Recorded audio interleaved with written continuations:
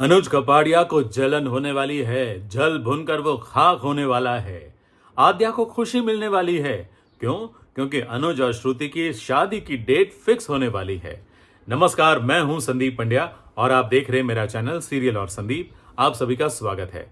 आगे बढ़ने से पहले आप सबसे गुजारिश है कि अभी तक आपने हमारे इस चैनल को सब्सक्राइब नहीं किया है तो कृपया सब्सक्राइब कर लीजिए, बेल आइकन को दबा दीजिए ताकि आपको हमारे वीडियोस के नोटिफिकेशंस मिलते रहेंगे और आप सीरियल के मजेदार टर्न्स और ट्विस्ट के बारे में जानकारी हासिल करते रहेंगे। अनुपमा बेचारी बहुत दुखी हो गई थी क्योंकि उसने अपनी छोटी को डांट फटकार लगाई, क्योंकि वो छोटी से बहुत प्यार करती है और वो अपने बॉस के सामने बोल पड़ी कि मैं उसे बहुत प्यार करती हूँ और मैंने उसी को डांट दिया। वो कितनी परेशान हो गई होगी, वो कितनी दुखी हो गई होगी। लेकिन बॉस ने और स्टाफ मेंबर ने अनुपमा को समझाया कि भाई बच्चों को कभी कभी डांट फटकार लगाना जरूरी होता है और वो भी तो बदतमीजी कर रही थी ना, तो उसकी अकल ठिकाने लगाना जरूरी था।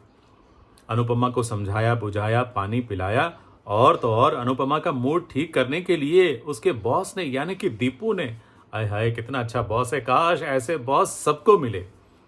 देखो, अपने रेस्टोरेंट को डिस्कोथेक में बदल दिया। यहाँ अनुपमा की आंखों पर पट्टी बांध दी और 10 मिनट के अंदर कुछ ऐसा चेंज कर दिया कि जब अनुपमा ने आंखें खोली यानी कि पट्टी खुली तब वो भी आश्चर्य में पड़ गई और फिर वो अपने आप को रोक ना पाई। क्यों?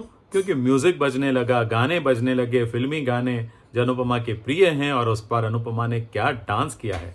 ये डांस देखकर मुझे तो बहुत खुशी हुई, सच में। और एक्चुअली में डांस करके हर किसी को खुशी मिल सकती है, देखने वालों को भी और डांस करने वालों को भी, उनको तो ज्यादा। इसीलिए डांस को स्ट्रेस बस्टर कहते हैं। अगर आप भी कभी स्ट्रेस में हैं तो ऐसे ही अनुपमा की तरह मन खोलकर नाचिए।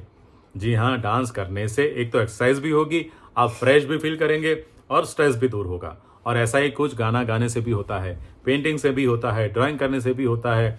जो भी आपका मन करे वो आर्ट फॉर्म अपनाइए और उसमें खो जाइए।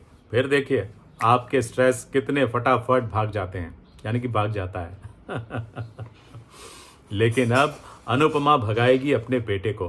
खैर उसकी बात बाद में करते हैं, लेकिन फिलहाल बात करते हैं अनुज, श्रुति और आद्या की। अनुज और श्रुति आद्या को लेकर गाड़ी में बिठाकर जा रहे थे।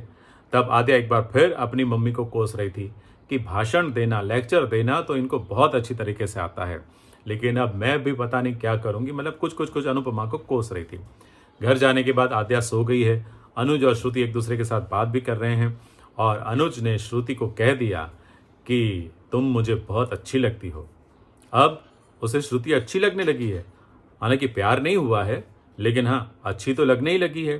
तो श्रुति को भी ये बात थोड़ी बहुत तो अच्छी लगी ही लगी। लेकिन बिल्कुल अच्छा नहीं लगा वनराज को जब डिम्पी ने ऊंची आवाज में उसके साथ बात की, क्योंकि अंश स्कूल में मस्ती करके आया था, किसी के साथ मारपीट करके आया था और तो और किसी की चीज चोरी करके लाया था। तो डिम्पी उसे डांट रही थी।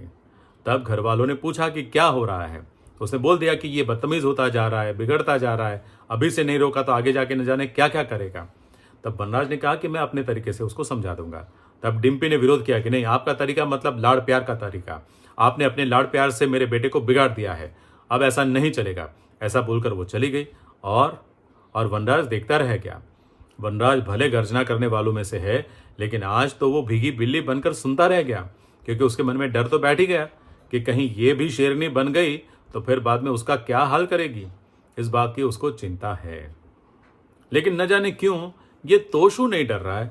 हाँ, बदतमीजी करने से वो बिल्कुल नहीं चुकता है और ना डरता है। तभी तो एक तो शराब पीकर अपनी माँ के सामने आया और तो और माँ को छोड़ने आए हुए बॉस को उसने कुछ ऐसी बात कह दी जिसे सुनकर बॉस तो गुस्से में हैं ही।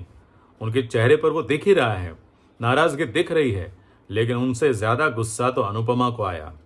और अब अनुपमा अपने इस बेटे को पाठ तो जरूर पढ़ाएगी। जी हाँ, मुझे लगता है एक दो झापट तो मार ही देगी। हाँ, मारना ही चाहिए।